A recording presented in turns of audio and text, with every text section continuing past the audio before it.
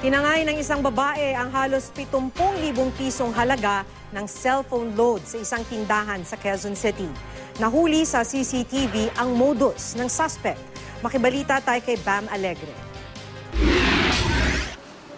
Sa CCTV footage na ito, pumasok ang isang babaeng nakadilaw sa isang e-load center sa Philcoa, Quezon City. Nagpakilala siya bilang authorized representative ng isang cellphone company at kailangan daw baguhin ang settings ng mga e-load SIM card. Pero di napansin ng mga tindera na sa pagkalikot ng alis sa cellphone, napalitan na niya ang SIM card nito na may lamang 69,000 pesos na load.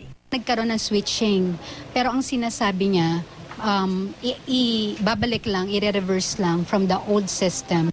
Laila ang ibinigay na pangalan ng babae at ayon sa mga nalinlang niyang mga empleyado, madulas daw ang dila nito at kabisado ang kalakaran sa mga e-load. Matapos galawin ng suspect ang cellphone, ibinilin pa raw niya na huwag itong buksan sa loob ng 1.5 oras.